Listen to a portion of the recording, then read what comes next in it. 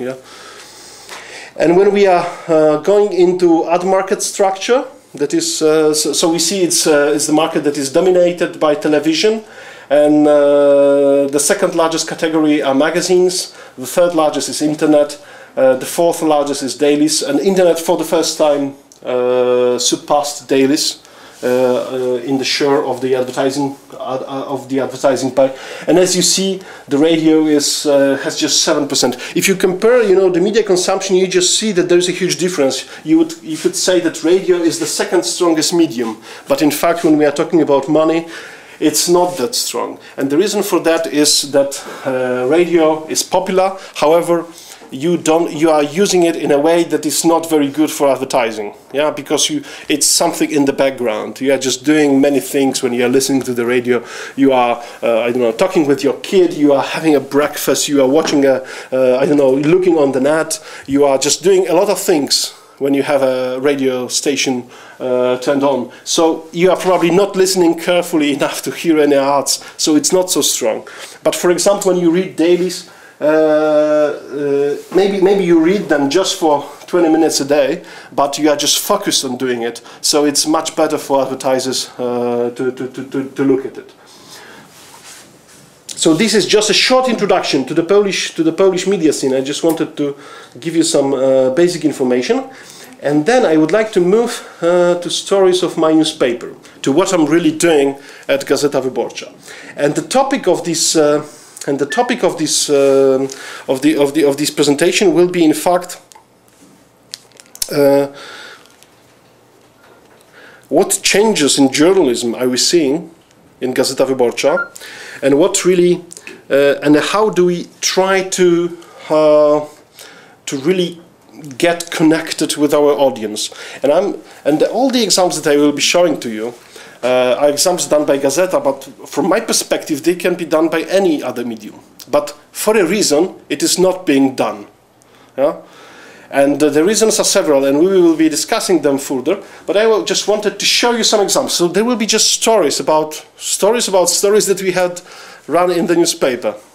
So we start with the end of the academy, and this story starts with an advertisement. There was a small advertisement, just we call it a 4 modules advertisement in my newspaper, and it just said that get a master's degree in just 2 years. I don't know how it is in Lithuania. In Poland, if you want to get a master, you need to spend 5 years at the university. So it's a very good offer. Get a master's degree in just 2 years.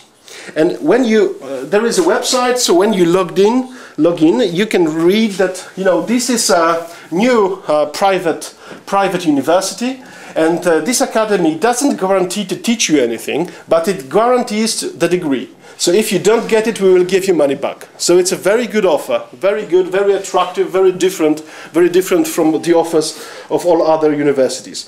And what can I tell you? I know some background data about this. So in just a week, in 5 days, this website had 5,500 users just after this one ad. So I can tell you that advertising is still working. Yeah? So 5,500 users logged into the website.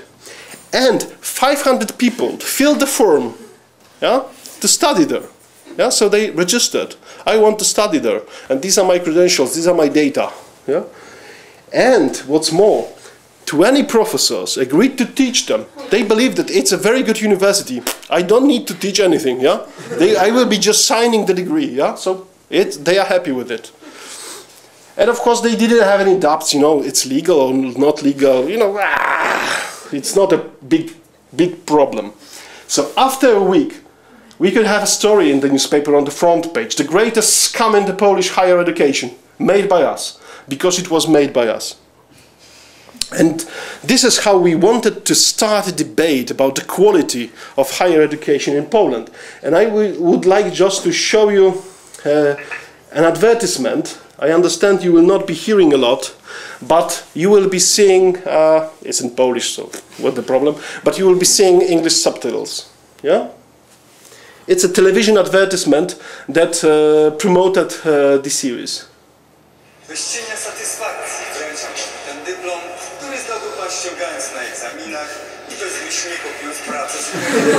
Deklarowany przez profesorów, którzy nie zrobili nic, by czegokolwiek pana nauczyć. zajęci zarabianiem na kilku etatach, pozorowaniem pracy naukowej i wygryzaniem zdolniejszych od siebie, którzy mogliby zagrozić ich pozycji. Koniec akademii, czyli szczerze o szkolnictwie wyższym. Czytaj w Gazecie Wyborczej. This is just when we put this advertisement to the television, we also posted it on the YouTube. So very quickly, we got comments like this on private blogs. You know, I saw this on TV today and later found a link on Facebook. So people started to, I don't know, to send it like a viral, like a virus, yeah, virus mail. And you know, this is just a simple reaction. It's not controlled by us. That people on the YouTube were saying, you know, by Gazeta today, you know, there is something about it, you know, that's true or not true. It's a sad true. You know, I would say that it's completely, you know, it's just a life. You know, it's a sad true. You know, this is what people are saying about the Polish higher education. So this is maybe it's an end of the academy, but on the other hand, it's the start of a debate in the newspaper, and this is what I believe is very important. That this is a change that this is something that is important for my newspaper, but I believe it's also a change that is coming to other media. That in fact journalism today is probably more a conversation than just a reporting. And I'll be just showing you several examples of conversations that we were running, you know, recently, because these are the things from the last 2 months. So this is what we did just 2 weeks ago. We were discussing the topic of digital divide. What does it mean to be excluded from the internet world? If you don't have an internet access, what you are really losing? Yeah. And we found, and we were just showing, you know, examples of people. I just wanted to tell you some stories about this. These are the guys who are just downloading, illegally of course, music from the net, and they are DJs at old school discos, you know, because they are going to the school. It's a second grade, yeah. We have three grades in the elementary grade, then gymnasium, then lyceum. I don't know how you have it here. So it's a second grade, but they are in the same building. There are also 2 other grades, yeah. So they are DJs at all discos, yeah, and they have, you know, all the music trends. They know all the music trends. This is the guy who is living he is a farmer. He has a big farm, and he had a wireless internet everywhere, and all the cows have special chips, so he can track his cows, you know, on his laptop wherever he is, you know, at home, or you know, he's in the.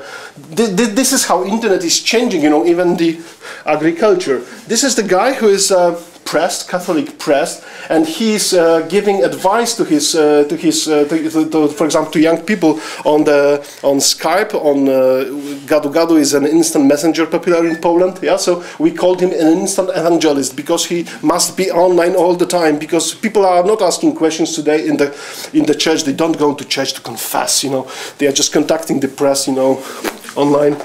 I have a problem. I have a new scene today. Yeah? So this is the way how they communicate.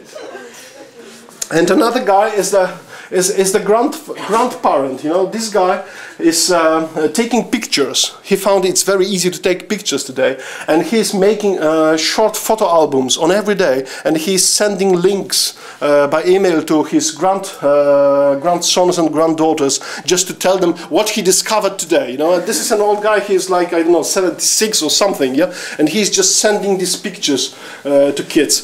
This is what you are really losing when you are not connected to the net. It's not about content; it's about communicating. In fact, it was the main theme of our section. But we have a lot of discussions. For example, last year we were celebrating the 20th anniversary of Gazeta and independent Poland. So we asked people which Poland was better.